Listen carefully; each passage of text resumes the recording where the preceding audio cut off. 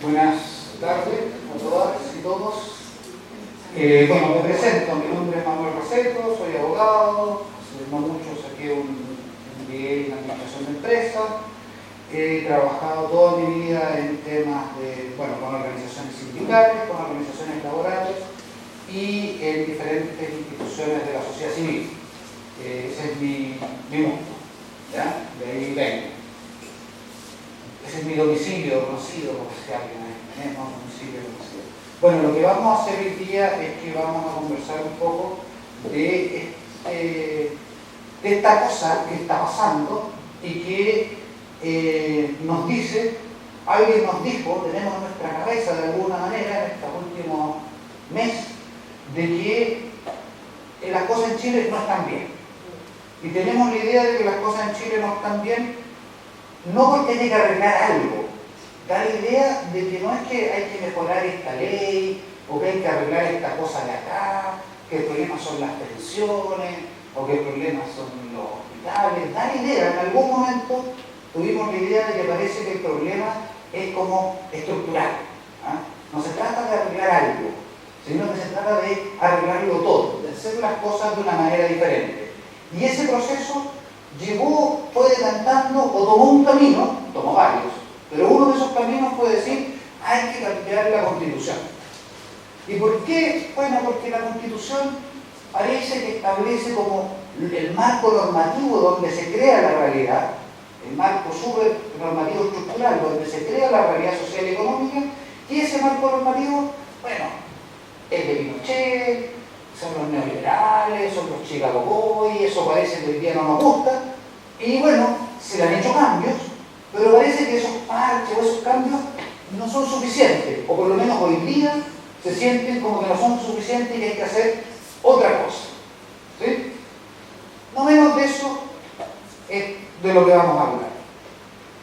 Hay una cosa de la radio Bio Bio, del informador, que siempre tiene esta frase que yo encuentro muy interesante, que es: el que no está informado no puede tener opinión. O sea, para tener opinión hay que estar informado. Y el que tiene una opinión sin haberse informado, lo que tiene es un prejuicio. ¿Sí? Y el problema de los prejuicios, por un lado, que cada se equivocan, y por otro lado, es que los prejuicios, nosotros nos armamos de prejuicios porque alguien nos dice lo que tenemos que pensar. ¿Sí? La vieja del lado nos susurra algo, vemos una imagen en la tele media rara, y nos hacemos una idea. ¿Sí? Nos hacemos una opinión rápida. Eso es un prejuicio. Y el problema de esos prejuicios es que en general se equivocan y en general son consecuencia de otros. ¿Sí? Si nosotros queremos realmente tener una opinión, tenemos que estar informados. Y solo los que tienen una opinión informada pueden tomar decisiones. Decisiones correctas, decisiones propias. Si yo tomo decisiones en base a prejuicios, estoy tomando decisiones que otros quieren que tome, porque orientan mi decisión con los prejuicios. ¿Sí? Todo esto es para decir simplemente que lo que hoy día vamos a intentar avanzar en este tema de la Constitución, de la nueva Constitución, o lo que sea que ocurra al final del día, tiene que ver con estar informados. Yo no les voy a dar mi opinión, puede que se las diga, pero no es lo relevante. ¿Sí? Y espero que ustedes suelten un poquito su opinión, porque todos tenemos rápidamente, lo hacemos una idea, sino que más bien pongan en la cabeza de decir, quiero información. ¿Para qué? Para que después hagan un proceso individual o colectivo de generar una opinión y después hagan un proceso individual y colectivo o colectivo de tomar decisiones respecto de este proceso. ¿Sí? Entonces, ¿cuál es la expectativa? Simplemente de esta conversación, de esta charla, es simplemente decir, vamos a adquirir información. ¿Sí? Para después tener una opinión y después ir tomando decisiones. En ese sentido, es bien importante que, claro, pero si los que deciden son los políticos, los que deciden son los súper ricos, los que dan idea, ¿cierto? Tenemos como esa sensación en la piel de que los que deciden son otros. ¿Sí? Bueno, una de las cosas claves que cambió en este mes es que ellos deciden por su cuenta. ¿Sí? Lo que pasó es que cuando tú juntas 1.200.000 personas en la calle, ya no pueden decir lo que quieran, ¿sí? Ya no pueden decir tonteras, ya no pueden vivir en su mundo paralelo, tienen que hacer o tienen que escuchar o tienen que tomar en cuenta la opinión y la decisión de las personas comunes, de las personas de a pie, de nosotros, ¿ah? De este nosotros grande, ¿sí? Por eso es importante este tipo de conversaciones. Bueno, ¿qué es una constitución? Ahí van a ver dos definiciones de constitución, hay muchas, hay cientos, cada autor y cada pensador inventa su propia definición de constitución. Yo elegí estas dos, ¿por qué?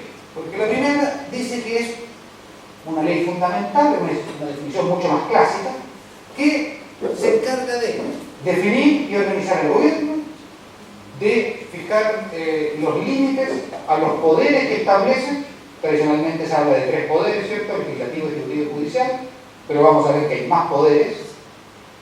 Y establece los derechos y garantías de las personas, estas cosas que llamamos garantías constitucionales, ¿sí?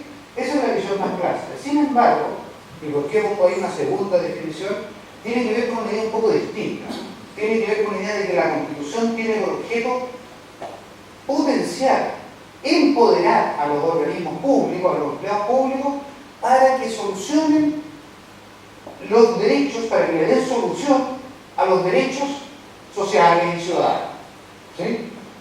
Si se fijan, son dos fases distintas. En una tratamos, lo vamos a ver con más calma, pero para que quede idea, en una tratamos de dividir el poder del Estado, de controlar el poder del Estado y de darnos derechos a las personas. En la otra está la idea al revés, de empoderar el Estado, ¿sí? ¿Por qué esta nueva visión? Porque resulta que, bueno, lo vamos a ver después con detalle, pero resulta que el Estado era el poderoso, el Estado era el rey, ¿sí? Que después, bueno, derrocaron al rey y quedó este poder. Hoy día parece que el poderoso a veces no es el Estado, parece que hay otros que son incluso más poderosos que el Estado, ¿sí? Entonces por eso surge esta otra mirada de decir, necesitamos darle poder al Estado para que solucione nuestros problemas, ¿sí? Tiene varios, eso que suena tan bonito, pero bien de izquierda además, ¿no? Empoderemos el Estado para que me dé derechos sociales, suena bien bonito, bien de izquierda, pero tiene sus inconvenientes, ¿sí? Los vamos a ver cuando analicemos el principio de subsidiariedad. Bueno, ¿dónde surgen las constituciones? Las constituciones surgen en un momento histórico bien específico, surgen en Europa, pero cerquita de un proceso independentista de América. Entonces, tienen un origen bien junto, diremos, bien sincronizado entre Europa y América, y las Américas, incluyendo Estados Unidos, Panamérica le llaman, y que tiene una idea de que el antiguo régimen, para los ingleses era el rey inglés, para los franceses era el rey francés, para nosotros éramos colonias del reino, sea de España, de Portugal o de Inglaterra, dependiendo en qué parte estemos de este lado del Atlántico, ¿no? Y había que generar un control jurídico, ¿sí?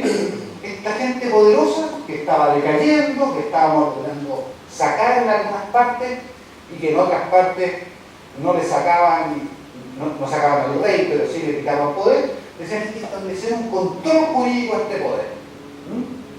Y por tanto, además, propio de las ideas liberales, que no son neoliberales, sino que las ideas liberales de aquella época, decían, para controlar ese poder primero hay que dividirlo, ¿sí?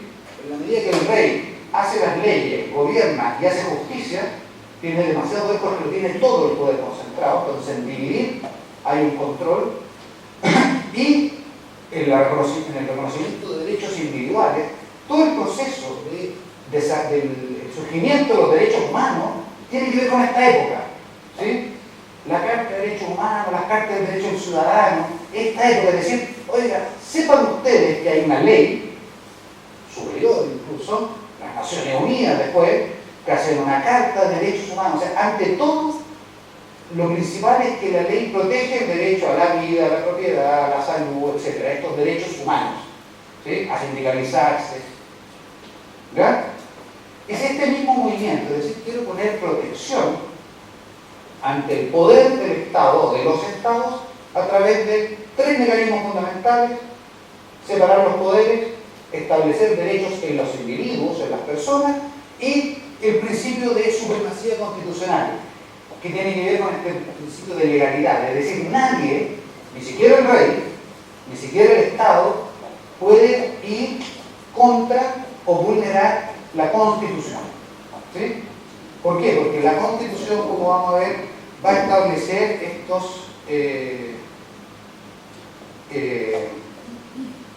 esta limitación normativa, ¿cierto?, al poder.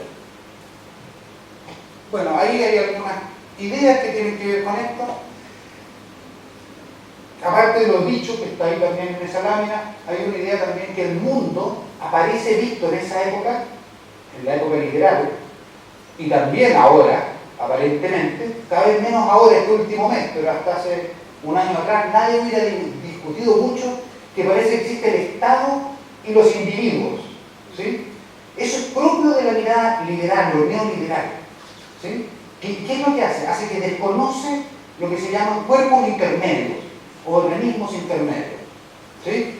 ¿Y cuáles son esos? Bueno, los gremios, los colegios profesionales, colegios de abogados, colegios de arquitectos, colegios de ingenieros, ¿sí?, los sindicatos, ¿sí?, y los gobiernos intermedios, ¿sí?, los municipios. Aquí en Chile serían los municipios, la gobernación y los gobiernos regionales, ¿sí? Parece que todo eso fuera una cosa muy poco importante, ¿sí? Lo vamos a ver con detalle, pero para que se hagan una idea, parece que el intendente es el representante del presidente en la región, ¿sí? Y parece que el sindicato o el colegio profesional es el órgano que representa a los socios, ¿sí? Pero no tiene un poder, no tiene una realidad. Antes de esto, de esta mirada individualista, donde está el Estado y los individuos, los colegios profesionales eran los que le daban la autorización para trabajar a los profesionales, ¿sí? Yo no podría ser escultor si mi colegio o mi gremio no me daba el certificado de que yo había sido aprendiz calificado y que ya estaba en posición de ser maestro. Y solo ahí podía esculpir. Los abogados no podríamos ejercer la defensa de personas en juicio si nuestro colegio profesional no nos daba la autorización. Hoy día el colegio profesional como que nos representa, ¿sí?, pero no tiene poder, no tiene sustancia. Y lo mismo del Estado. La intendencia no es un gobierno propiamente tal, sino que es un representante del presidente. Bueno, entonces tenemos esas cuatro ideas, ¿cierto? División de poderes, control del poder público, de la división de poderes, a través de establecer derechos individuales y a través del principio de supremacía constitucional, ¿sí? ¿Y cuál es el principio de supremacía constitucional? ¿En qué consiste? Bueno, consiste en lo siguiente: hay una especie de pirámide normativa. Esto lo dice Kelsen, que es un tipo alemán, pero más o menos aceptado por todo el mundo. Dice que hay una especie de pirámide normativa, y lo que está en la punta de la pirámide es la Carta Fundamental, es la Constitución. Y ninguna ley, ninguna norma, ningún fallo judicial, ningún decreto alcaldicio, nada puede ir en contra de esta Constitución, ¿sí? Y es una, que es el pilar de todo el ordenamiento jurídico. Por eso es tan importante hablar de la Constitución, ¿sí? Porque significa varias cosas. Ningún órgano, un municipio puede hacer un decreto que vaya contra la Constitución. No puede, ¿sí? Un ministro de vivienda puede resolver un juicio. No puede. ¿Por qué? Porque la Constitución dice que los poderes están separados. Por tanto, el poder ejecutivo no puede impartir justicia, y un juez no puede dictar leyes, ¿sí? Todo eso trae la Constitución, y esta estructura hace que los órganos del Estado no puedan salirse de ese marco, ¿sí? Y finalmente la Constitución, por este principio de supremacía constitucional, es: ¿qué pasa si hay algo no regulado en la ley? O hay un conflicto, una ley me dice una cosa y otra ley me dice otra. Bueno, manda lo que diga la Constitución, o lo que inspire la Constitución. Voy a poner un caso chiquitito. En Antofagasta, un juez, que además tengo el honor de decir que es amigo mío, que somos compañeros de universidad, le presentaron una solicitud porque una persona había nacido de sexo masculino, pero no se sentía de sexo masculino y quería ser inscrito de sexo femenino, porque su identidad era ser mujer. En ninguna parte sale una ley que resuelva qué pasa con una persona que físicamente tiene un sexo y quiere ser inscrito con otro sexo. Está resuelta en ninguna parte. ¿Qué hizo este juez? Dijo, bueno, ¿qué dijo la Constitución? Bueno, la Constitución defiende el derecho a la salud, ¿sí? El derecho a la identidad, el derecho a lo privado, a lo íntimo, y dijo, en realidad, esta persona sufre problemas de salud porque no lo reconocen cómo se siente, ¿sí? Tiene problemas de cómo lo identifican respecto de quién es, ¿sí? Es un problema de identidad, y aplicando directamente la Constitución, ordenó que esa persona pudiera ser registrado como mujer, porque esa es su identidad, siendo que había nacido con un sexo masculino, sin tener que obligarse, como lo pedían antes, a sufrir una operación que significara, ¿cómo se llama? Operarse, digamos, que significara perder o mutilar una parte de su cuerpo, ¿sí? Sino simplemente porque aplicando los principios de la Constitución, bueno, había que privilegiar estos valores frente a los valores de seguridad jurídica o frente a otros valores tradicionales. ¿Vamos? Para eso sirve la Constitución. O sea, o para eso sirve esto de que está arriba, ¿ah? Esta idea de que está arriba, que por tanto todo tiene que realizarse como dice lo que está arriba. Ahora, hay excepciones a esta supremacía de la Constitución. Es decir, ya, si la Constitución es lo que está arriba, siempre hay excepciones, ¿ya? Ahora, esas, en términos formales, dicen que no son excepciones porque la propia Constitución establece estas excepciones, ¿ya? Pero son excepciones. Primero, los tratados sobre derechos humanos ratificados por Chile. Los tratados de derechos humanos ratificados por Chile, según ordena la propia Constitución, pero según ordena todo el pensamiento jurídico moderno, rigen sobre la Constitución, ¿sí? O sea, si mañana hacemos una Constitución que dice que está bien que nos valeen con balines, no va a estar bien. ¿Entiendes? Si mañana tenemos una Constitución que dice se acabó la propiedad privada, todo lo que tenemos es público, incluyendo tus pantalones, en mis anteojos, no puede. ¿Por qué? Porque el derecho a la propiedad privada es un derecho humano. ¿Sí? ¿Se entiende eso, no? ¿Por qué? Porque sobre la Constitución hay algo que rige, ¿sí? Hay ciertos patrones. ¿Y por qué? Bueno, porque estamos en Occidente, porque estamos en un mundo globalizado, porque pasó el tiempo, ya no estamos en la época de los reyes, sino que estamos en el siglo XX, siglo XXI, porque nos comimos 2 guerras mundiales que nos hizo entender que lo que pasaba en un Estado afectaba a todos, ¿sí? Porque resulta que matamos mucha gente, matamos muchos negros, matamos muchos indígenas y nos dio vergüenza, etc. Pasaron cosas en la historia que hicieron que esto rige sobre la Constitución. Esa es la cosa buena. La cosa mala es que también rigen los tratados internacionales. ¿Por qué? Porque los tratados internacionales son contratos entre Estados, ¿sí? Y yo no puedo romper un contrato que firmé con una persona por mi cuenta, ¿sí? Yo solo puedo romper un contrato que firmé con una persona si que los dos estamos de acuerdo, ¿ya? ¿Y por qué no pongo este ejemplo? Por 2 razones. Primero, porque firmamos una especie de manía en los gobernantes de este país por firmar tratados de libre comercio, ¿sí? Entre la época de Frey, de Lagos, por ahí querían firmar, así que por un lado, ¿de dónde entra Lagos por lo firmar?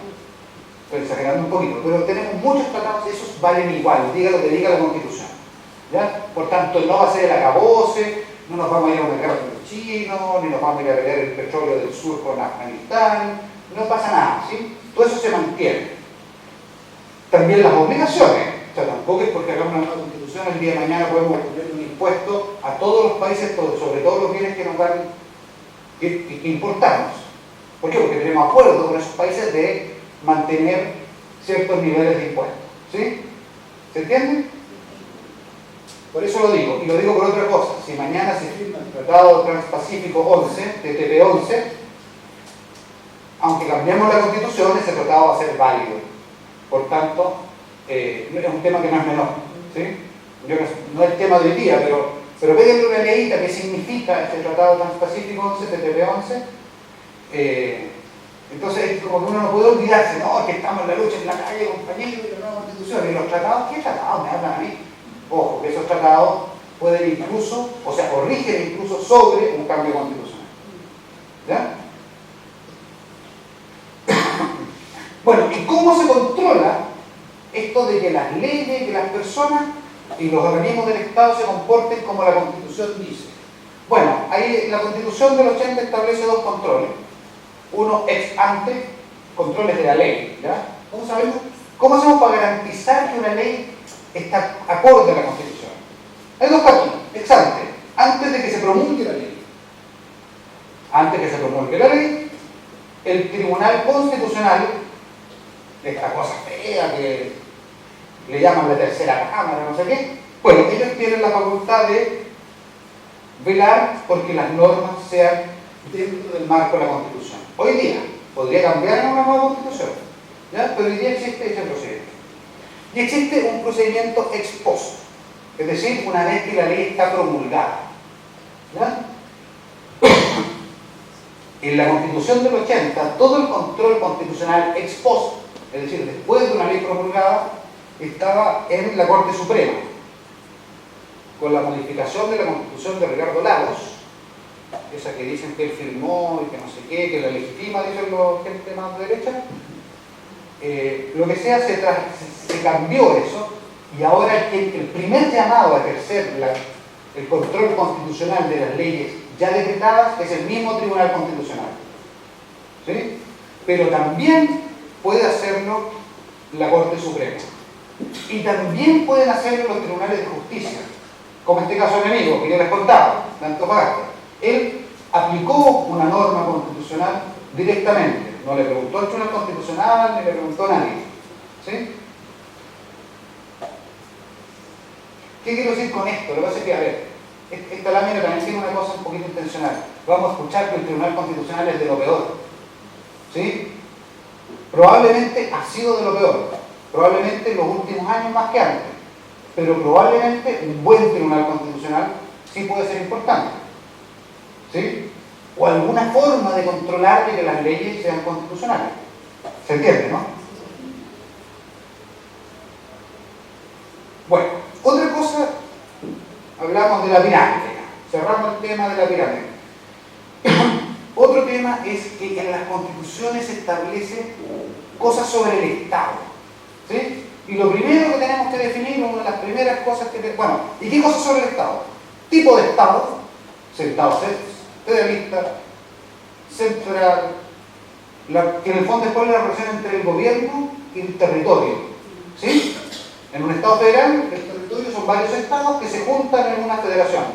Estados Unidos, Argentina, México, Brasil, etc.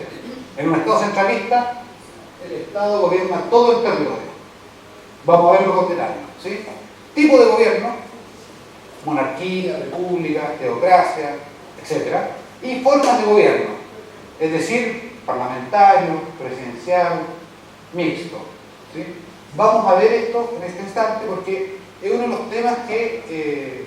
¿qué pasó? Es uno de los temas que son los cuales hay que tener una opinión. ¿Sí? ¿Por qué? Porque parece ser que no es eso lo que quisiéramos cambiar. Cuando uno ve la tele o veo, bueno, yo estoy viendo poca tele, pero veo mucho Facebook y estas cosas que me llegan del WhatsApp y todas estas cosas, nadie se ha preguntado, dicen, no, que el presidente es malo, y los parlamentarios son malos, y los jueces son malos, y los policías son feos. ¿Sí? Bueno, de acuerdo, está todo mal, ya dijimos eso, sabemos que está todo mal, y lo queremos hacer distinto, pero cuando nos preguntemos qué queremos hacer de distinto, estas son las preguntas que tenemos que resolver. ¿Sí? ¿Qué Estado queremos? Mira, nadie ha hablado de regionalización. ¿Se han dado cuenta que el tema de regionalización pasó como, porque un tiempo fue bandera de lucha, y pasó piola? Es bien interesante, porque por un lado pasó piola, pero por otro lado es que el pueblo tiene que decidir. Es la frase, no estoy diciendo frases que uno escucha, es la calle la que tiene que participar en las decisiones. ¿Sí? Bueno, eso tiene que ver con esto. no solo con hacer un plebiscito de vez en cuando, tiene que ver cómo se reparte el poder en el territorio. ¿Sí? Estados, bueno, ahí están todas las formas tradicionales conocidas. Estado unitario puro. Tenemos un gobierno que gobierna todo el territorio sin ninguna división. Muy escaso. El Vaticano, el Estado de Mónaco y probablemente algunos más de estos estados chiquititos. Estado unitario regionalizado, centralizado. Chile. Cuando dicen, es que Santiago no es Chile, o Santiago sí es Chile, lo que estamos hablando es de esto. ¿Sí? No de otra cosa, es que nosotros que del norte y ustedes se llevan la plata del cobre, o nosotros que somos del sur y resulta que nos contaminan. ¿Sí? Todas esas son consecuencias de esto. ¿De qué tipo de Estado vamos a tener? ¿Sí? Y esto es lo que se discute en la Constitución. Por tanto, cuando decimos, vuelvo al principio, tengo esta sensación de que esto nos arregla marchando. Tengo la sensación de que hay que cambiar la estructura de la realidad. Lo que estamos hablando es de esto.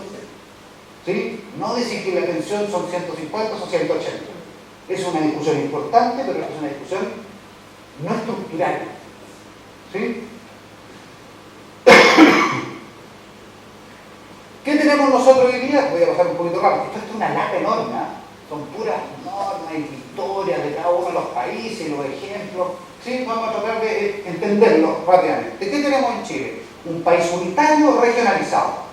Es decir, es un país centralista, donde la cosa se toman las decisiones en Santiago y manda a que se ejecuten en regiones. ¿Ya? ¿Y cómo se refleja eso? Sencillo. ¿Quién es el intendente regional? ¿Quién lo nombra? El presidente. ¿Exclusiva confianza de quién es? Del presidente. ¿Quién lo saca? El presidente. Entonces, ¿quién es? Es un funcionario del presidente. ¿Quién está parado en el gobierno regional? El presidente. ¿Sí? Ah, bueno, pero la región es muy grande en la gobernación. Ya. ¿Quién es el gobernador? ¿Quién lo nombra? El presidente. ¿Exclusiva confianza de quién es? El presidente. ¿Quién lo saca? El presidente. ¿Quién es? El presidente. ¿Sí? La comuna no.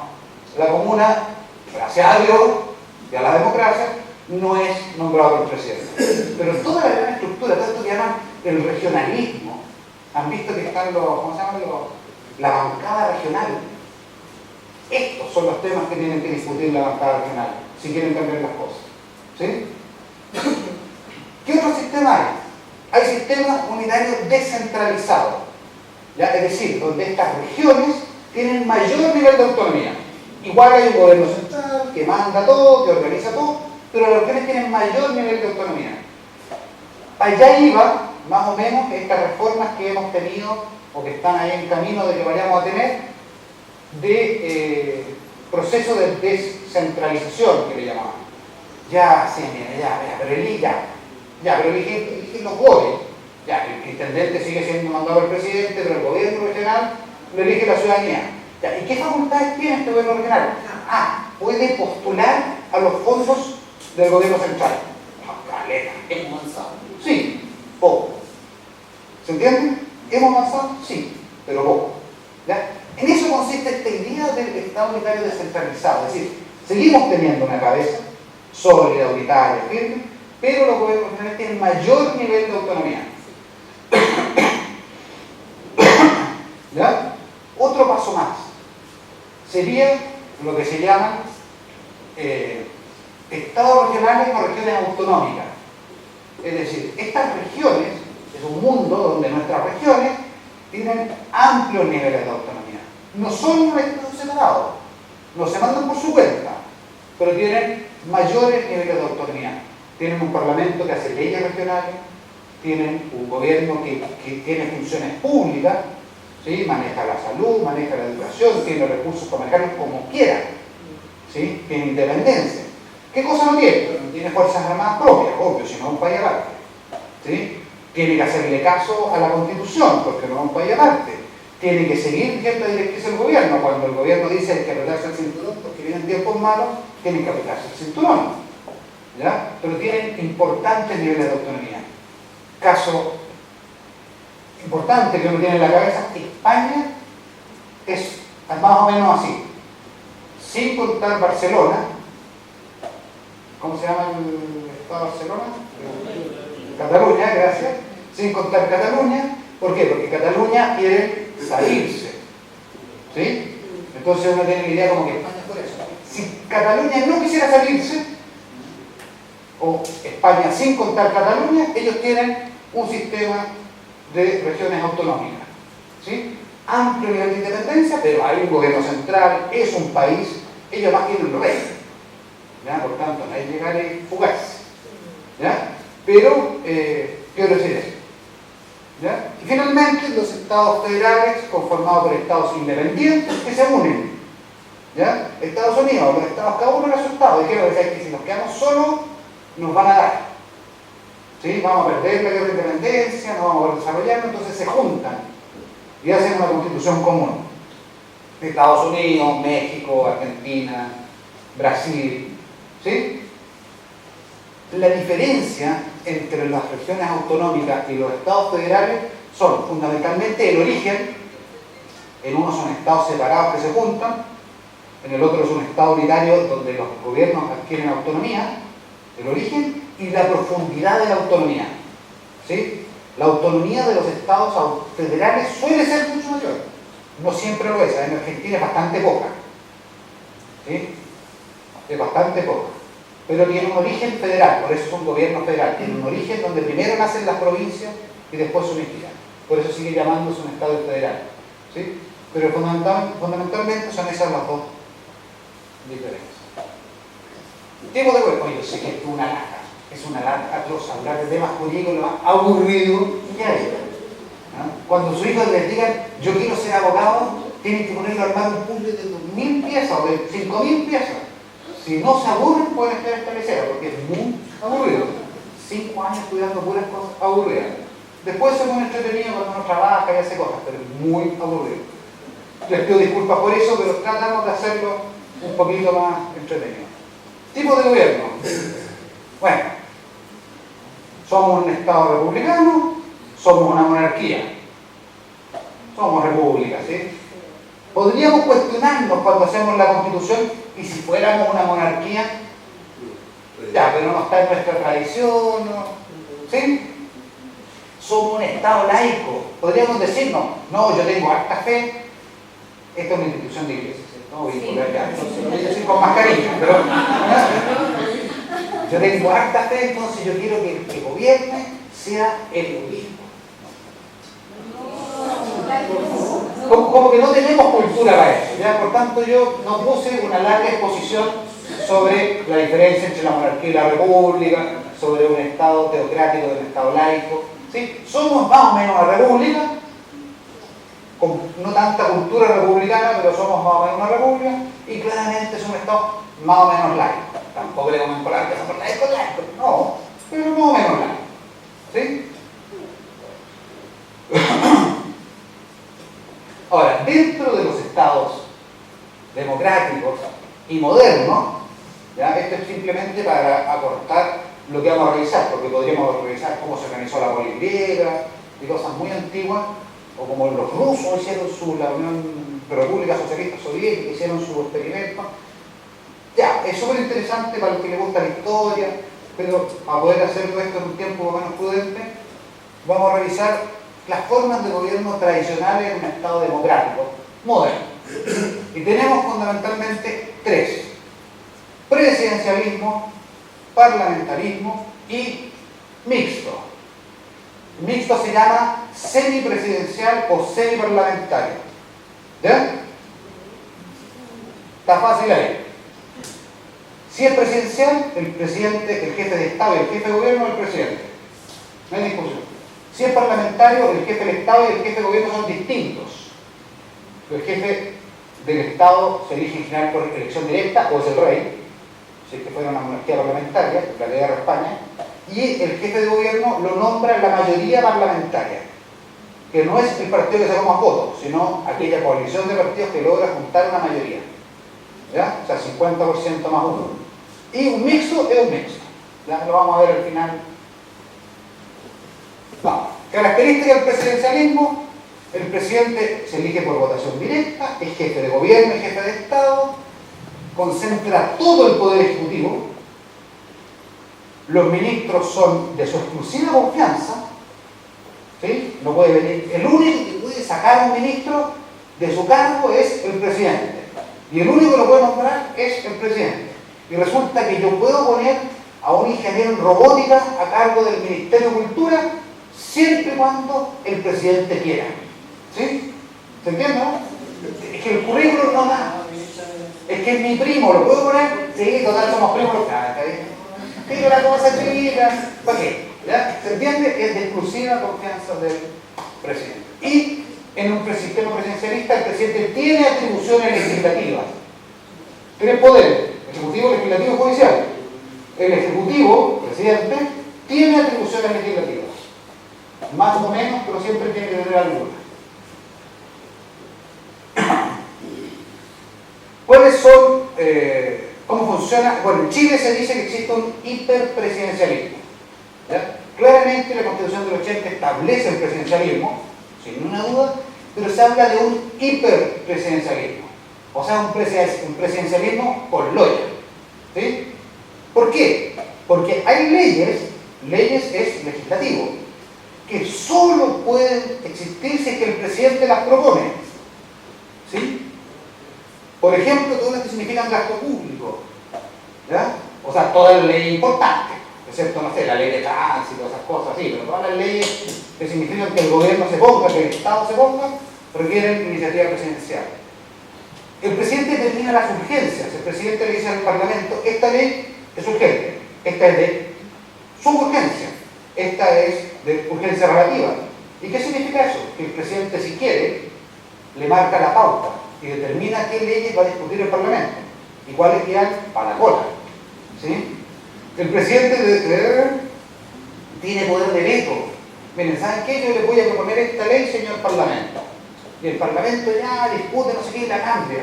Y cuando termina la tramitación dice, oye, pero esa no me gusta a mí. Ah, entonces la veto. Y por tanto no es ley. Se acabó, se cerró. ¿Se entiende, no?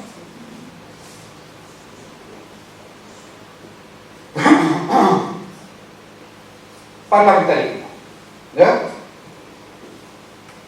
El jefe de Estado es distinto al jefe de gobierno. En las monarquías, el jefe de Estado es el rey y el jefe de gobierno es el primer ministro. En las repúblicas, como Italia, ¿sí? O Francia, se elige al primer ministro, es decir, al jefe de Estado, por votación directa y suele durar mucho tiempo, 8 años, ¿sí? ¿Por qué? Porque es el representante del Estado y sus funciones son más bien externas, representar el Estado con otros estados y ser la persona que tiene la cabeza fría cuando internamente los partidos tienen problemas. ¿Ya? Son más o menos sus dos funciones. ¿Sí? Ser el que tiene la cabeza fría, que es lo mismo que hace el rey en España o en Inglaterra. Voy a poner un ejemplo con Inglaterra. Estaba esta mujer May, primer ministro, quiso negociar la salida de Europa con un pacto y no pudo. No pudo una vez, no pudo dos veces, no pudo tres veces, que ya están tonteando, renuncio. ¿Quién es el que pregunta, quién es el que toma el poder para decir, ya, entonces usted hace gobierno ahora? El rey. ¿Sí? O el presidente, si fuera el presidente. ¿Sí? O en España le dijo a, ¿cómo se llama? González, ¿qué se llama? El que ahora salió elegido, ¿no? Le dijo, arme gobierno, no pudo. Arme gobierno, no pudo. Votaciones generales. Hubieron votaciones generales. Arme gobierno, no pudo. Arme gobierno, no pudo. Votaciones generales de nuevo. ¿Quién toma esas decisiones?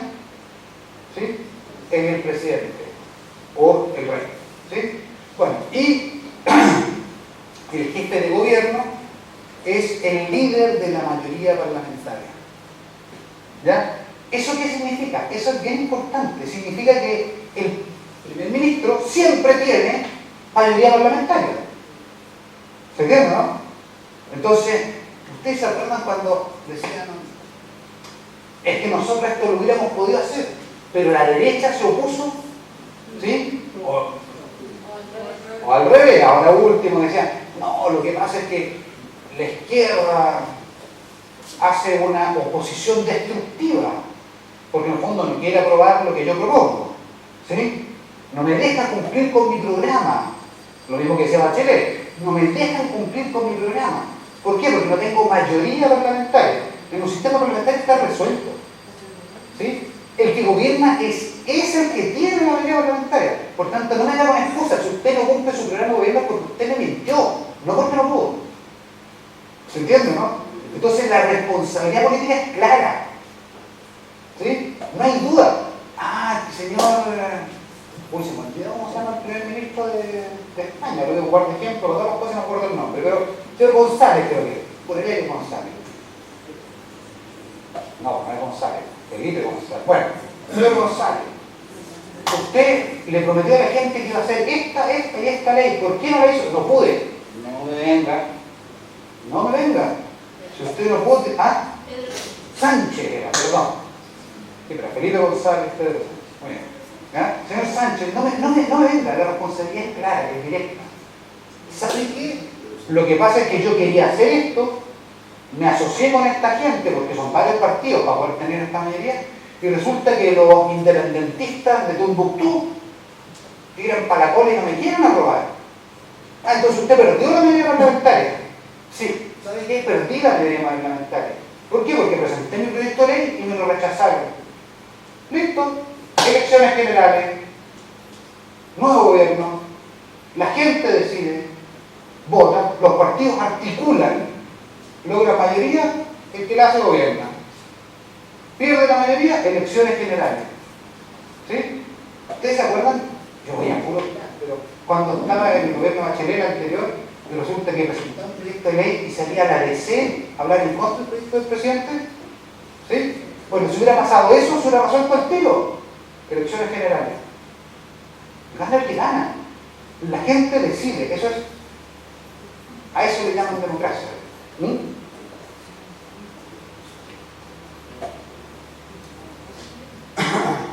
Semipresidencial o semiparlamentario en el tercer sistema que llamábamos mixto, ¿sí? Y es eso, mixto. ¿En qué consiste? Consiste en que el presidente no tiene tantas facultades como en el presidencialismo, pero las tiene, y el parlamento no tiene tantas facultades como en el parlamentario, pero las tiene. ¿Y en qué consiste? Consiste en una dependencia. ¿Ya? El semipresidencial o semiparlamentario en realidad es un sistema presidencial. Busca separar el poder ejecutivo del legislativo de forma clara. ¿Sí? ¿Pero qué dice? Dice, el problema del sistema presidencial es que vamos a tener un presidente que no puede gobernar si es que no tiene el apoyo del Parlamento. ¿Sí? ¿Se entiende? Entonces, o vamos a tener un Parlamento que si se enoja con el presidente, lo único que puede hacer es decirle pero el país se detiene. ¿Sí? No avanzamos, no prosperamos. Entonces tenemos que establecer relaciones de dependencia entre el presidente y el Parlamento. ¿Ya? ¿Y cómo son esas relaciones de dependencia? Fundamentalmente la siguiente. Si el presidente nombra a su ministro, pero si al Parlamento no le gusta, los puede sacar. ¿Sí? ¿Sí? Entonces yo nombré ministro de Defensa al arquero de la Selección Nacional porque yo creo que es el mejor defensa que hay. ¿Sí? Estoy inventando, por supuesto. Entonces el Parlamento dice, ya, pero no sea payaso, que todo el ministro. Y se caen los ministros. ¿Ya? Por tanto, el gobierno tiene que nombrar ministros que más o menos se lleven visto el Parlamento. Ya, no tienen que hacerle caso al Parlamento, pero tienen que poder dialogar con el Parlamento. ¿Sí? ¿Se acuerdan de esta ministra que hace poco dijo que todos los de ese partido eran narcos? ¿Sí? Bueno, en un sistema mixto lo hubieran dicho, ¿sabe qué? Saquen a ese ministro. O sea, pongo un ministro con el que yo me pueda entender. ¿Se entiende? En vez de hacer una acusación constitucional para resulta que la responsabilidad política, puede decir, yo no quiero hablar con esa persona, me insultó, no estoy dispuesto, sáquelo, punto, sencillo. ¿Sí? Ya. ¿Y qué puede hacer un presidente cuando el Parlamento no le aprueba la ley? ¿Sí? Oiga, a mí me eligieron a ser presidente de este país por un programa, la gente quiere que yo le cumpla el programa y usted no me deja. En un sistema mixto, sencillo. Una ley importante, yo la mando y le digo, esta ley es de confianza. Es decir, si usted no me la aprueba, tarjeta amarilla. ¿Ya? Mando una segunda ley, que esta ley es de confianza. Si usted no me aprueba tarjeta roja, yo cierro el Parlamento y llamo elecciones de parlamentarios. Y que la gente decida. ¿Sí? Entonces, ¿el sistema mixto es más democrático que el parlamentario? Sí. O sea, más democrático que el presidencialista, perdón, sí. Tan democrático como el parlamentario, no. Pero tiene estas salidas, ¿sí? Tiene esta codependencia. Lo administra el presidente, tiene que aceptarlo el Parlamento. Y las leyes importantes, las estructurales de mi campaña, o me las aprueban, o llamo elecciones. Y si llamo elecciones y ganan mis partidarios, va a pasar la ley. Si llamo elecciones y no pasan mis proyectos, ¿sí? 2 veces de nuevo, salgo yo y llamamos elección de presidente. Pero el país no se puede quedar con una pelea definida entre el presidente y el Parlamento. ¿Sí?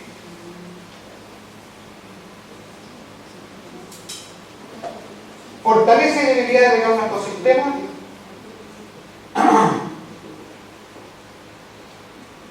Fortalece el sistema presidencial, hay un papá o una mamá. ¿Sí? Pero claramente la culpa de quién es, de Bachelet, de qué, de todo. O de quién es la culpa, de Piñera, de qué, de todo. ¿Ah? ¿Sí? Como que tenemos una imagen en el sistema presidencial de una especie de papá, o de una especie de pequeño rey, o pequeña reina, a la cual podemos culpar de lo bueno y lo malo. ¿Cuál es el problema? Que ese rey tiene excusas para no cumplir el programa. Bueno, esto lo hemos... Otro tema, facilita el surgimiento de líderes independientes. En Chile es muy fácil, o es posible, que un presidente sea independiente. De hecho, hemos tenido muchos candidatos independientes. ¿Sí? Recuerden que fue el primero, ¿no? Fra. Cosas antiguas que no se acuerdan. Yo le hablo a mi hijo y dice, ¿Fraquén? Fra. ¿Ya? ¿Sí? ¿Cuál es lo bueno y lo malo, digamos? Todo esto yo le voy a dejar las láminas por ahí, pero para poder avanzar un poquito más. ¿Cómo va el tiempo? ¿Un poquito más rápido? ¿Ah? O sea, completamos como 1 hora. Ya. Bueno, fortalece la debilidad del parlamentarismo. Bueno, no hay excusas para cumplir el programa. Lo malo es que esto, como que de repente se agarró el parlamento o perdió cierta mayoría de primer ministro y de repente ¡puf! Como que desaparece el gobierno. ¿Ah? Yo creo que esa es la mayor debilidad del sistema parlamentario. ¿Sí? Tiene esta idea como que, y aquí como necesitamos un papá, yo no sé, necesitamos un papá. Por ejemplo, me acuerdo cuando yo estuve en el colegio, me decían no, que Chile tiene una cultura que necesita tener un papá, un hombre fuerte. Después me tocó votar y meterme en este mundo de la democracia y claro, un tipo que apuntaba en el dedo y decía, que un hombre fuerte, esto, ¿sí? Pero yo tengo la sensación de que algo de eso también ha ido cambiando. ¿Ya? Pero, de repente, en Europa pasan estas cosas. Había un gobierno, un primer ministro, un parlamento, se pelean por algo, ¡puf! No hay gobierno, hay elecciones un mes más. Y en ese mes, ¿quién manda? ¿Quién manda en ese mes? La respuesta europea es sencilla. Oye, tranquilo, nadie manda, pero si el sistema público funciona. ¿Sí? Nosotros tenemos la idea de que el sistema público para funcionar necesita un jefe, necesita un presidente. ¿Sí? Yo tengo mis dudas, porque cuando tenemos presidente no siempre funciona. ¿Sí? Como que a veces daría ganas de que... ¿Sí? Y por otro lado, porque al final, ¿qué es lo que tiene que funcionar sí o sí? Que si yo llevo mi licencia me la tramiten, que si yo voy al hospital me atiendan, ¿sí? Y tenemos la idea de que cuando eso no pasa, es culpa del presidente o de la presidenta. Yo voy al hospital, enfermo, tengo que hacer una cola de 3 horas, llego y me atienden en una silla. ¿De quién es la culpa? Del presidente. ¿Es la culpa del presidente? ¿O tenemos un país mal armado? Tenemos un país mal armado.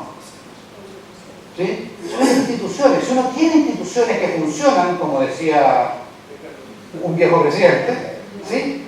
El presidente tiene que conducir el gobierno, pero no tiene que sostener el gobierno. Eso pasa en Europa. En Europa están acostumbrados. Yo viví en Italia, el exilio de chico, se pasaron 6 meses, medio año, sin primer ministro. ¿Y saben qué pasó?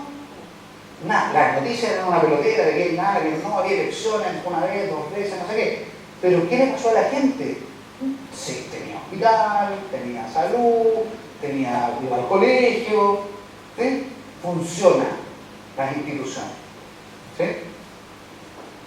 Sistema semipresencial, fortaleza, habilidades. A ver, ¿cuál es la principal fortaleza? Es realmente la que mejor equipara ejecutivo de legislativo, ¿sí?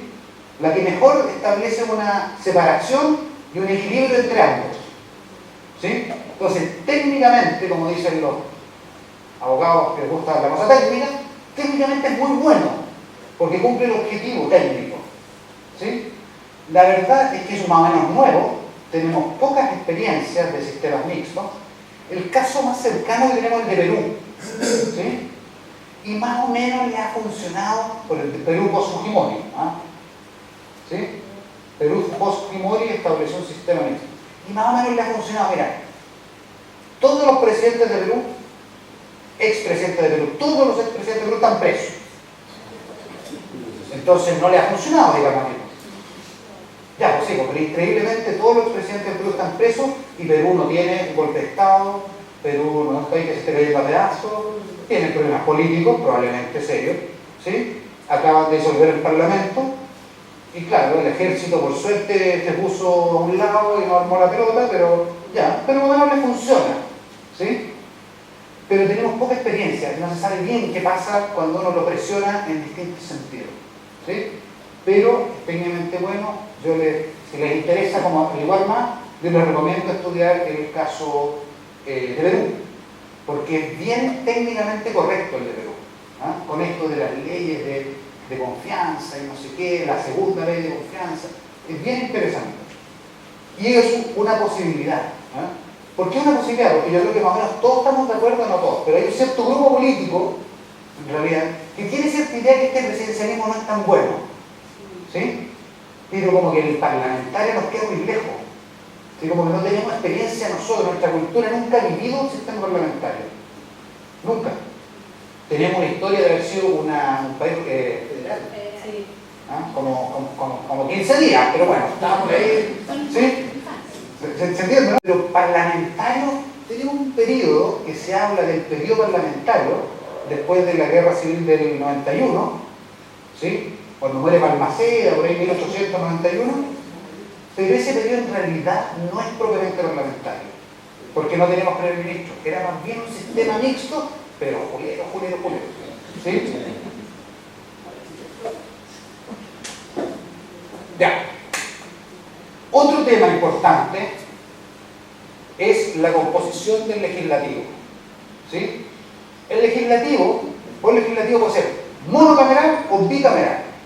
¿Cuándo es bicameral? Cuando cada cámara representa algo distinto, ¿sí? El sistema bicameral surge en Inglaterra, porque en Inglaterra estaba la Cámara de los Lores, la Cámara de los Lores y la Cámara de los Comunes. Uno representa la aristocracia y el otro representa la burguesía. ¿Cuál puede? No sé. ¿Ya? ¿Se entiende? Como representa cosas distintas, tiene sentido tener dos cámaras, ¿sí? Hagámoslo rápido. ¿En Chile tiene sentido tener dos cámaras? Sí y no. Vámonos de poquito, porque tenemos siempre esta cosa de la respuesta rápida. Si en Chile tuviéramos una cámara que represente las regiones, ¿sí? Por ejemplo, dos senadores o tres, da lo mismo el número, a mí no me importa gastar plata en hartos diputados en hartos senadores, si es que hacen bien su pega.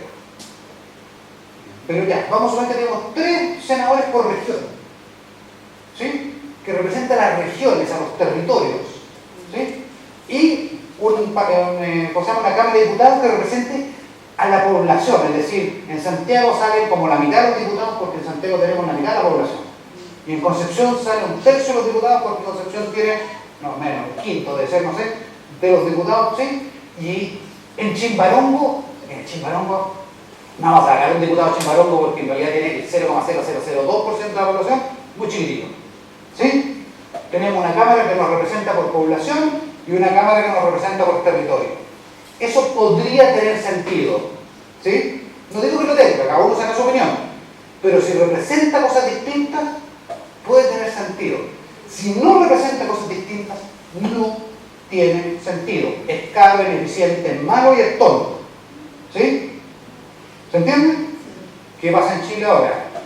En Chile, no, sí representa los territorios y los senadores, pero los territorios con alta población tienen más senadores. Ya, pues representa la región o a las personas, porque si representa la región metropolitana es una región igual que la Valparaíso y la de Aysén, ¿sí? Sí, representa la región, pero tiene más población, ¿cómo van a elegir menos personas en el Senado? Sí, representa a las personas o el territorio.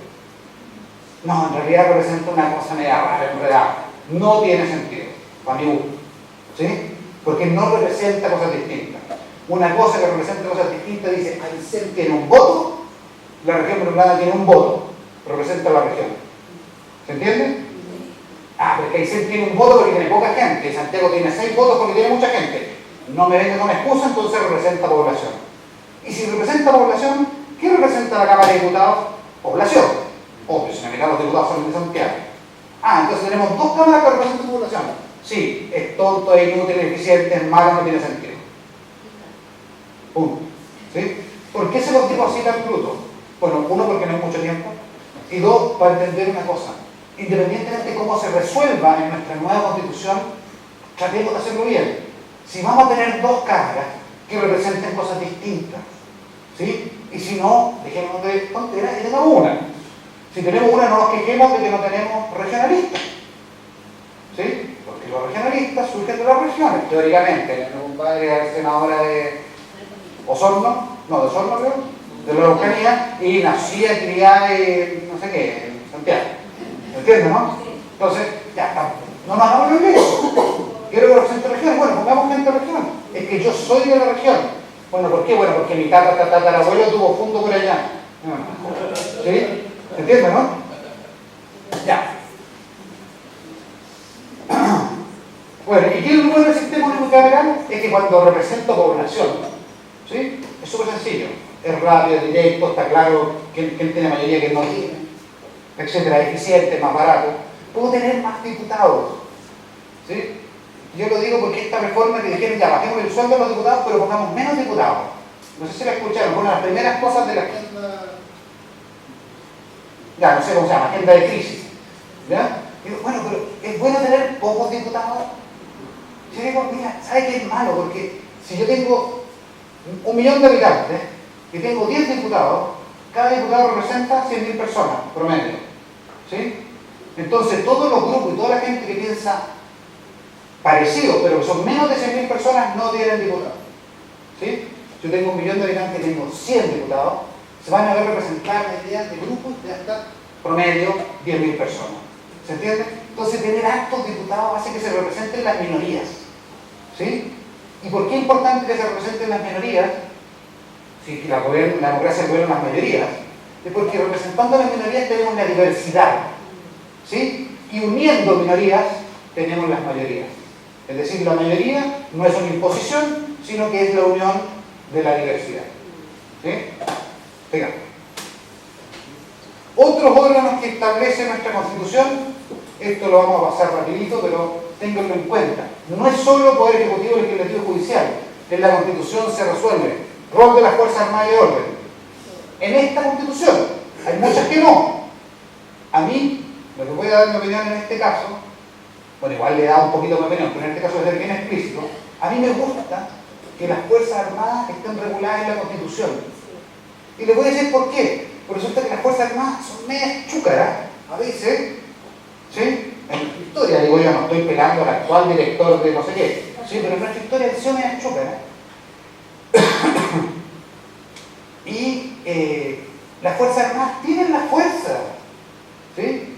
Yo no sé si han escuchado, bueno, yo decía las mismas tonteras cuando era cabro, pero decían, no, compañero, con la lucha armada vamos a cambiar la cuestión, tirándole piedras a los tanques, a los aviones supersónicos, a los F-16, ¿sí? No lo vamos a ganar así. ¿Y por qué no lo vamos a ganar así? Porque ellos tienen la fuerza. Es su rol tenerla, no está mal, ¿sí? Las Fuerzas Armadas están para tener la fuerza militar de un país. Si no me gusta, deroguemos las Fuerzas Armadas. No es tan raro, lo han hecho otros países, Costa Rica, qué sé yo. ¿Sí? Pero si tengo Fuerzas Armadas, tengo que reconocer que tienen la fuerza. Tienen aviones M-16, tienen misiles, tienen submarinos con misiles. ¿Sí? No los vamos a derrocar tirando de piedra. Entonces tenemos que controlarlos. ¿Y cómo se controlan los fuertes? Con las leyes. ¿Y cuál es la ley más importante? La Constitución. ¿Sí? Entonces yo trataría de regularlo en la Constitución. ¿Sí? ¿Por qué? Porque las Fuerzas Armadas, cuando pasan estas cosas de revuelta, uno empieza a tomar mala. ¿Sí? En vez de, antes a los carabineros le decíamos papo, ahora les dicen algo así como chuta. No sé bien qué, pero ahí se le van. ¿Sí? Resulta que los carabineros son los que nos defienden de los ladrones. Si cuando me roban, ¿a quién llamo? ¿Sí? Cuando el vecino me quiere pegar, ¿a quién llamo? ¿Se entiende, no? Entonces tenemos que tener buenas Fuerzas Armadas. Tenemos que tener buenos carabineros. El problema es que tenemos malos. Bueno, si tenemos malos carabineros y malas Fuerzas Armadas, hay que arreglarlo. ¿Sí? Pero no hay que deshacerlo porque lo necesitamos. ¿Se entiende, no? Ya, bueno, Contraloría General de la República, no ha habido grandes discusiones sobre ese tema. Banco Central, ha habido discusiones. Fíjate, el Banco Central, ¿sabes lo que es el Banco Central o no? Es como el organismo que imprime los billetes. Antes, los billetes los imprimía el gobierno, el Ejecutivo. Entonces, cuando necesitaban plata para el gasto público, imprimía billetes. Y eso que genera inflación. ¿Sí? Desde que inventaron el Banco Central como un organismo independiente y autónomo, la inflación en Chile, cuando estaba más fea, llegaba a 6, 7% anual, 8% anual. ¿Sí? Antes de eso teníamos inflación de 300, de 400, de 500. En toda América Latina, excepto en algunos países, hicieron esto mismo, sacaron el Banco Central del Ejecutivo. ¿Sí? A mí me parece súper bien, a mucha gente le parece súper bien, pero hay que ponerlo, porque si no se pone no está, y si no está, cambia. Yo no tengo problema con que cambie, a pesar de que a mí no me gusta, ¿sí? Pero es un tema importante de discutir y de tener una opinión. Tribunal Constitucional, ¿queremos esta tercera cámara? ¿No la queremos? ¿Cómo la queremos? ¿Cómo hacemos el control de constitucionalidad de las leyes? ¿Sí? Eso hay que discutirlo. Consejo de Seguridad Nacional, ¿saben lo que es, no? COSENA. Una cosa media rara que Pinochet puso en la Constitución del 80 como una especie de supervisor de la institucionalidad. ¿Sí? Y las distintas reformas le han quitado funciones. Hoy día es algo así como un consejo asesor del presidente. ¿Sí? Que casi no sirve para nada. Lo han llamado 2 veces, para un fallo internacional y ahora para esta última enredo que estamos metidos. ¿Sí? Hay que ver, ¿queremos ese consejo? ¿No lo queremos? Etcétera. Ministerio Público, queremos que el que investiga los juicios penales sea distinto al tribunal. Antes, el juez investigaba y sentenciaba. ¿Sí? Después intentamos tener Ministerio Público, se hizo una reforma a la Constitución. El que investiga el hecho penal es distinto al que lo juzga. ¿Queremos que esté separado? Tenemos que incluirlo en la nueva Constitución. Si no lo incluimos, va a estar junto y volvemos a un sistema donde el que investiga y el que sanciona es la misma entidad. ¿Sí? Justicia electoral y gobierno y administración de los gobiernos municipales, que eso es lo que yo les decía del regionalismo y cómo se articula el gobierno central con los territorios. ¿Ya? Estado subsidiario. Algo adicional.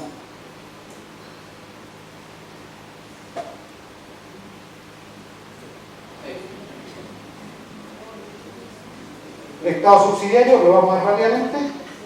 ¿Por qué? Porque es súper importante. Está súper en discusión de que el problema de la Constitución es el Estado subsidiario. ¿Y por qué? Lo voy a hacer súper apretadito, pero para que entendamos la idea fuerza. Porque dicen, es por culpa de esta idea de que el Estado es subsidiario, los Estados no pueden hacerse cargo de los problemas de salud y no pudimos tener una salud estatal. Así nos dicen. ¿Sí? Yo le digo, ojo. El Estado subsidiario, el principio de subsidiariedad del Estado, es un principio muy antiguo, que surge cuando los reyes empiezan a perder poder, ¿sí? Que después toma la Iglesia Católica a través de la doctrina social de la Iglesia, y que después llega al neoliberalismo, no al liberalismo antiguo, al neoliberalismo, y le pega una arregladita, y el más neoliberal lo pone en nuestra Constitución. Entonces, el principio de subsidiariedad del Estado que tiene la Constitución del 80 no es el principio de subsidiariedad del Estado, es la versión más extrema del principio de subsidiariedad del Estado creado por los neoliberales. ¿Sí? Pero un principio que tiene toda una historia y que tiene contenidos bien distintos. ¿Y en qué consiste? Lo voy a hacer lo más esquemático posible. Si yo tengo un problema, el primer llamado a resolverlo soy yo. Si no lo puedo resolver, el llamado a resolver el problema es mi familia. Si mi familia tiene un problema y no lo podemos resolver, el llamado a ayudarnos a resolverlo es la comunidad. Si la comunidad tiene un problema y no lo puede resolver, la comuna, ¿sí? La alcaldía. Si no lo puede resolver, ¿se va entendiendo, no? Es decir, el problema se resuelve por el órgano más cercano. ¿Sí? ¿Qué pasa si no hay principio de subsidiariedad? Y resulta que mi hijo tiene un problema, repetido de curso. ¿Sí? El Estado puede llegar a agarrar a mi hijo y llevárselo a una escuela para remitente. ¿Pero cómo? Si soy yo su papá, bueno, pero el Estado se puede meter en lo que quiera. ¿Por qué el Estado no se puede meter en mi familia? A menos que yo no pueda resolver el problema. Si yo le pego a mi hijo, me lo descomía, lo maltrato, ¿el Estado se puede meter? Sí, pues. Pero si yo lo puedo resolver, los retos del verdad que pongo a estar con él, ¿sí? ¿El Estado se puede meter? No. Eso es el principio de subsidiariedad. ¿Ya? El problema se resuelve por su órgano más cercano. ¿Sí? Por la entidad individual o corporativa más cercana. ¿Por qué la Constitución dice el principio de subsidiariedad y resulta que es malo? Porque en la cabeza de la Constitución, en el quien pensó la Constitución, hay solo dos cosas que existen: el Estado y los privados. ¿Sí? Entonces, el Estado puede hacer solo aquello que los privados no pueden. ¿Estamos? 4 años. ¿Ya? El Estado puede hacer solo aquello que los privados no pueden hacer. Bueno, ¿y qué pasó con los órganos intermedios? ¿Qué pasó con la familia? ¿Qué pasó con las juntas de vecinos? ¿Qué pasó con el sindicato? ¿Qué pasó con el gremio? ¿Qué pasó con la municipalidad? Es que esa cosa no existe. No, ¿por qué? Porque todo eso distorsiona la realidad. ¿Sí? Porque eso es como una especie de colusión. ¿Sí? Para el neoliberalismo, el sindicato es lo mismo que la colusión de un grupo de empresas. Daña el libre mercado. ¿Sí? Y como los neoliberales todo lo piensan en términos de mercado, juntar a los artistas en un gremio y que ese gremio tenga facultades impide el libre mercado. El sindicato inhibe el libre mercado. La junta de vecinos inhibe el libre mercado. ¿Qué conviene? Relación directa. Poder, Estado, privados. ¿Sí? Y resulta que ¿quiénes son los privados? Los privados soy yo. Sí, yo soy parte de los privados. Y Luxi también. ¿Y qué tengo que ver con Luxi? Bueno, somos los dos privados. Sí, claro. Bueno, si yo tengo un almacén, somos los dos empresarios. Digo yo hice mucho tiempo capacitación a microempresarios y siempre ponía este ejemplo porque es muy duro decirle a un microempresario que tiene una pequeña tiendita en el barrio, decirle que él es un Luxi. Es muy duro, ¿saben por qué? Por 2 razones. Porque la primera vez que lo escucha se siente bacán. Luxi que yo, mi amigo Luxi. Tenemos los mismos problemas. ¿Sí? Y a la vuelta del día se siente triste. ¿Ah? ¿Se entiende, no? ¿Por qué? Porque no tiene nada que ver. ¿Sí? Entonces, ¿qué es lo que pasa? Como el Estado no puede hacer nada que puedan resolver los privados pueden hacer AFP. Entonces, ¿el Estado puede hacer AFP? No, pues si lo resuelven los privados. Bueno, ¿y el viejo del kiosco tiene un AFP? No, tiene un kiosco. Vende diario, vende dulce. ¿Sí? Pero es del mismo grupo que los dueños de la AFP. ¿Sí? ¿Se entiende, no? Ese es el problema. ¿Y cómo debiera ser un buen Estado con el principio de subsidiariedad? Mire, ¿sabe cómo debiera ser? Debe decir, ¿sabe qué? La Junta de Vecinos tiene un problema. ¿Cómo se resuelve hoy día si la Junta de Vecinos tiene un problema? Bueno, postula un proyecto a la Intendencia y la Intendencia le construye una cancha de fútbol. ¿Sí? ¿Por qué? Porque ellos no lo pueden solucionar, los privados no pueden solucionar esa cancha de fútbol, entonces el Estado lo hace. Eso no es principio de subsidiariedad. ¿Cómo sería lo bueno? Decirle, ¿sabe qué? El club de fútbol quiere hacer una cancha. Ya. ¿Qué cancha quiere? Mire, queremos una cancha de fútbol grande y una bebé para los chicos. Ya.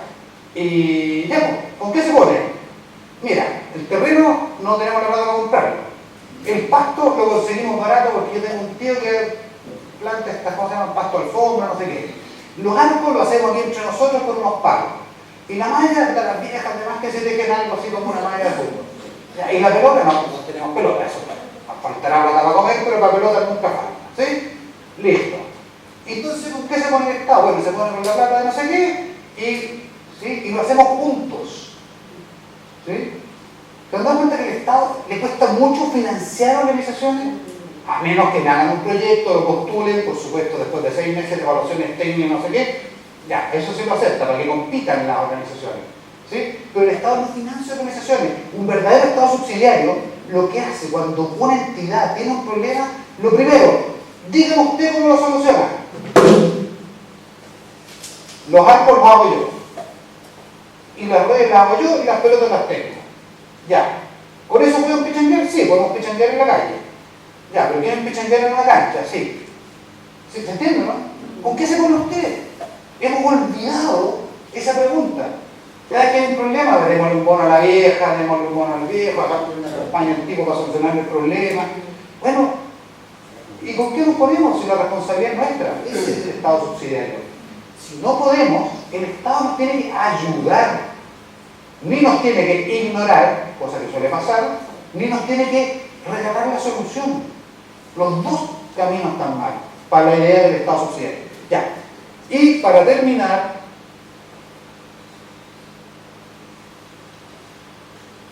se lo voy a dejar, ¿eh? Bajamos esto para volver esto. Estrategia y trabajo. Algo dice, no.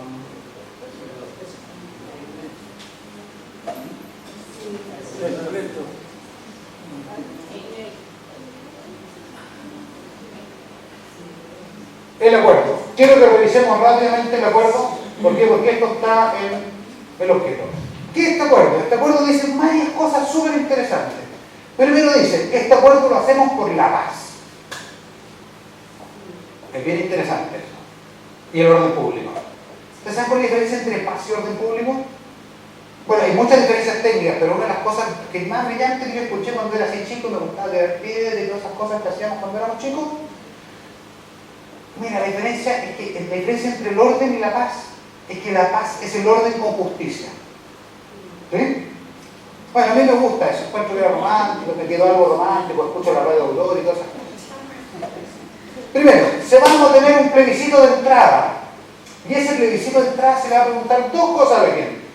¿Quieren nueva constitución o no quieren nueva constitución? Y la gente puede decir legítimamente, no quiero nueva constitución, déjense joder, quiero ISAPRE, quiero AFP, quiero mejorar mis problemas cotidianos, quiero otras cosas. Y puede que lo digan. ¿Sí? No sé, he escuchado, dicen que los problemas reales de la gente no son la nueva AFP, son los problemas reales de la gente. ¿Ya? Si la gente dice, los problemas reales de la gente son estos, déjense plantear con la constitución, se acaba el problema, todos amigos como siempre, todo sigue sin problema. Es una posibilidad. Perdón, la otra posibilidad le van a preguntar, ¿quieren una constitución? Queremos una constitución. Muy bien. ¿Cómo la quieren hacer? Mire, yo quiero hacer esto. No. ¿Cómo la quieren hacer? Hay dos caminos. Nada de asamblea, de cabildos, como diría la Bachelet, que hacen unos cabildos raros, que no sé qué, que se iba a hacer los comunistas. No hay una cosa aquí. Hay dos caminos. O tenemos una asamblea mixta, o tenemos una asamblea no mixta. ¿Ya? La asamblea mixta, ¿qué significa? Que la mitad de los miembros son diputados o senadores actuales y la otra mitad la vamos a elegir entre la gente. ¿Cómo lo vamos a elegir? No sé, ahí nos ponemos de acuerdo. ¿Y quiénes pueden postular? Todavía no sé. Pero más o menos la gente. ¿Y quién es la gente? Bueno, no sé tampoco, pero más o menos la gente. Por lo menos que no sean ministros de Estado, que no sean parlamentarios. ¿Sí? Como el resto. ¿Ya? Y tampoco va a ser por plata, no hay que tener una entrada pagada. Más o menos la gente. ¿Sí? Otro camino. ¿Saben qué? En la misma pecera, pero sin senadores y diputados. Solo la gente. Y tenemos la misma pregunta. ¿Quién es la gente? No sé. ¿Cómo vamos a elegir a la gente? No sé. Pero no importa. Ya nos vamos a poner de acuerdo con eso. Lo importante es que es la gente. Es que a mí me gustan los cabildos. Y dice, ¿a usted le gustan los cabildos? Organiza un cabildo y trate que voten por usted, porque si no, no va a tener idea de lo que dijo el cabildo. ¿Sí? ¿Se entiende, no? Podemos saber y pueden participar en esos cabildos, pueden, pero no en el proceso formal. ¿Sí? Yo me imagino que cualquier miembro de esa comisión decente, ¿sí? Que tenga algo de decencia en el cuerpo, va a ir y va a tratar de averiguar qué fue lo que dijeron los cabildos. ¿Sí? Y me imagino que hay más de uno, no digo que vayan a ser todos decentes, pero va a haber gente decente. ¿Sí? Por tanto, los cabildos siguen siendo importantes, aunque no estén en la formalidad. ¿Sí? ¿Ya? Pero el acuerdo no sabemos nada, todavía no nos ponemos de acuerdo. Después, ¿qué dice? Bueno, ahí define cuáles son la mixta y la otra, y la... ¿Por qué le llamaron convención? A mí me carga ese término, porque la convención era el organismo que rigió en Francia después de la Revolución Francesa, que aplicaba la guillotina. Esa era la convención que yo me acordaba en mi cabeza, pero yo creo que porque decirles como asamblea constituyente era como que ganaron ellos, como por no darle la... bueno, como sea.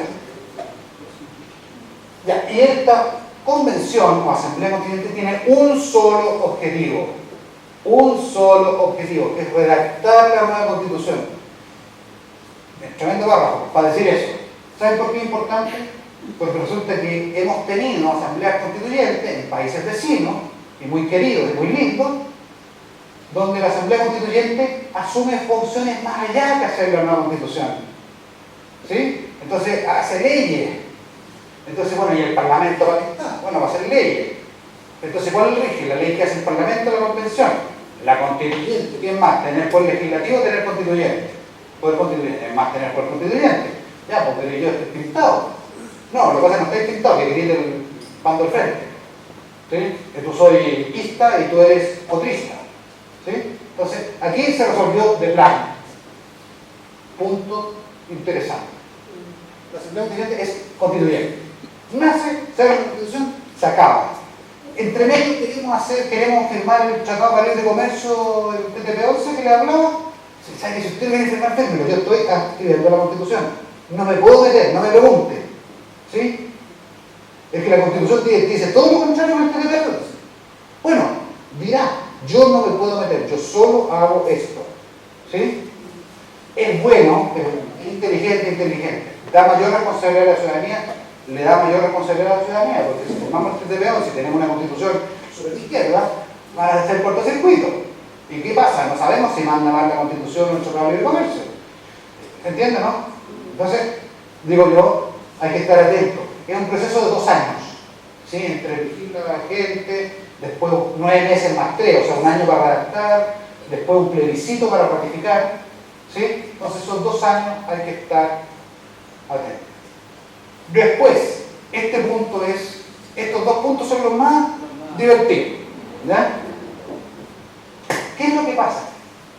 Jaime Guzmán Errázuriz, gran profesor de Derecho en la Universidad Católica, fundador de la UDI, de la Unión Democrática Independiente, y antes de eso del breviarismo universitario en la Universidad Católica, tipo muy inteligente, casi era monje, de verdad que era monje, pero era muy inteligente, porque uno a la gente que no quiere le dice que es tonto. No, si es tonto, es tonto, no es tonto, es ese por lo menos, y es tonto también, pero ese era muy inteligente. ¿Y él qué dijo? Él dijo, mire, yo quiero este marco normativo, sí, y todo lo queremos en ese momento, el año 80, ¿sí? Ya, pero resulta que después va a venir la democracia, sí, y no se puede evitar, tarde o temprano va a llegar. Ya. ¿Y cómo hacemos? Mire, ¿sabe qué? Vamos a hacer una constitución que cueste mucho cambiar, ¿sí? Que no se puedan cambiar las reglas del juego, ni de la constitución, ni de las principales leyes. ¿Y cómo lo vamos a hacer? Jaime Guzmán, tipo brillante, dijo 2/3. ¿Cómo 2/3? Mire, si usted quiere cambiar cualquier 2/3. Hay algunas un poquito menos, 5, 3/5, no sé qué, distintas quórum, ¿sí? Pero dijo quórum, dijo 2/3, ¿sí? Entonces, bueno, estaban en la discusión y alguien dijo, oiga, pero esto no lo pueden hacer 50-1. Entonces alguien se acordó de Jaime Guzmán y dijo 2/3. Y quedó la pelota. Excepto que no contaban con la astucia de un par de chiquillos que estaban, chiquillos digo yo porque uno está más viejo, pero 2 hombres grandes, ya adultos, que estaban metidos en esta discusión, 2 muy amigos, aunque son de partidos distintos, que dijeron, ¿saben qué? Aceptémosle los 2/3, pero digámosle lo siguiente, mira, tú querías el más duro porque eres barbón, feo, eres comunista, tú le decís, ¿sabes qué? Puede ser que te acepte los 2/3. Y tú, que eres como más pelado, barbón y más hippie, le decís, pelo, hoja en blanco. Ya, hagámosle. Veamos si pasa. Y pasó. ¿Sí? Y es una cosa terriblemente extraña lo que quedó, porque son 2/3 no para modificar la Constitución, Son 2 tercios para escribir la Constitución. ¿Sí? Entonces, bueno, Alamán, que es inteligente, lento, pues se murió como 2 días, pero el inteligente se dio cuenta. Dijo, la cosa rara, no me cuadra, porque, bueno, hay que decir, Alamán no era amigo de Jaime Guzmán, ¿no? Entonces era más crítico. La gente, los amigos de Jaime Guzmán, como que Jaime Guzmán hablaba, y como que ya sí, si lo dijo Jaime Guzmán. ¿Sí? Pero ya más allá de la broma, lo que quiero decir es lo siguiente: 2 tercios en hoja en blanco, carta blanca para escribir, significa que solo van a quedar escritas las cosas que sean aprobadas por 2 tercios. ¿Sí? Ya, que somos una república democrática y laica, ¿va a tener 2 tercios? Sí. Ya. Que vamos a tener un poder ejecutivo, un legislativo y un judicial más o menos separados. Sí. Ya. Que vamos a tener derechos humanos a casi todos, o todos, pero casi. Sí. ¿Sí? ¿Se entiende, no? Ya. Y que vamos a tener Banco Central. Va a pasar. Chuta, porque resulta que, ¿cuál es el problema del Banco Central? Yo le voy a contar, cuando cortamos meses, pues ya el 15 días para adelante, solo le voy a poner ejemplo. Cuando uno dice Banco Central, resulta que para la Segunda Guerra Mundial, no, en la entreguerra, se armó una tremenda crisis, ¿sí? Porque cayó la bolsa en Estados Unidos, y justo acá en Chile perdimos, inventaron un poco después el satélite sintético. Fue una tremenda crisis. Y la forma de salir de esa crisis fue hacerle caso a un economista que se llama Keynes, y dijo, miren, ¿saben qué? Si el Estado inyecta plata en la economía reflota. Y todos siguieron el keynesianismo. Y en América Latina, a ese keynesianismo le pusieron desarrollismo cepaliano. ¿Sí? Entonces vamos a sustituir importaciones por producción industrial nacional. Bacán. ¿Y cómo lo vamos a hacer? El Estado se pone. Bacán. Y vamos a tener industria acá. Vamos a tener industria en Chile. Vamos a fabricar autos. Sí, no con marca propia, porque bueno, hay otros intereses, pero vamos a fabricar autos. Y en Chile se fabricaron Renault, se fabricaron Citroën, que más, no me acuerdo de más, pero Peugeot probablemente. ¿Sí? ¿Y cómo se financió toda esta lecera? Con plata. Obvio. ¿De dónde se lleva la plata? De la imprenta. ¿Y quién tenía la imprenta? El gobierno. ¿Sí? ¿Y ahora se puede hacer algo así? No. ¿Y por qué no podemos hacer desarrollismo cepaliano en Chile?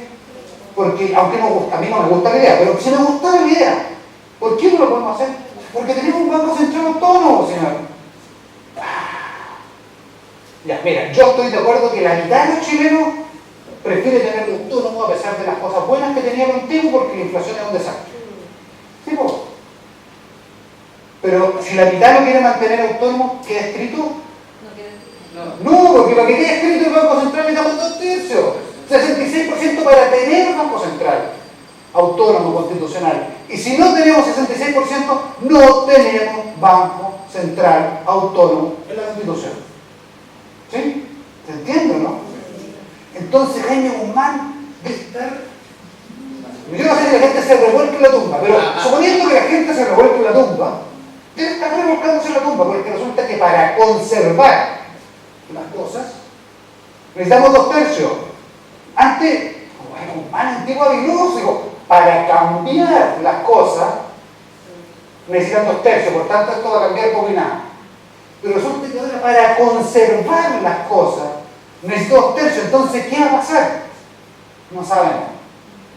No sabemos qué va a pasar. Pero que Jaime Guzmán se está revolcando, Y no porque él diga, me traicionaron. Digo, oye, si yo le enseñé toda mi doctrina, pero no le enseñé a darse cuenta de que un quórum es distinto para cambiar que para poner. ¿Sí? Bueno, ¿cómo tenemos o sea, no son todos tan parecidos también en todos lados? Alabanza salió diciendo, miren, ¿saben qué? Pero no. En realidad lo que quisimos decir, este texto está copiado y pegado del acta. Yo no le puse ni una coma. ¿Sí? Pero no dice, pero lo que quisimos decir era parte esencial del espíritu del acuerdo, es que la nueva Constitución requería que la Asamblea Constituyente, no, que la Convención Constituyente, la aprobara completa en una última votación. Y esa última votación tiene que tener 2 tercios. Y si no, bueno, si no, no se cambia la Constitución y nos quedamos con lo que querían. con lo que tenemos, con la Constitución del 80. Entonces ahí salieron los chiquillos frente amplio, de ese durote de decir izquierda, medio tejito y pinta de decir malo, y dijeron, oye, ¿sabe qué? No me venga a cambiar las cosas. Si usted hubiera querido eso, lo hubiera puesto, y no lo puso. Es más, usted me dijo en la negociación que quería eso, y yo a eso le dije que no, y no quedó puesto. ¿Sí? Por tanto, no agarramos. Bueno, ya está. Vamos a ver en unos días más si todavía tenemos acuerdo constitucional. Si no, acaban de tener una aburrida exposición sobre qué es la Constitución, para que sirve más o menos qué dice nuestra actual Constitución. Muchas gracias.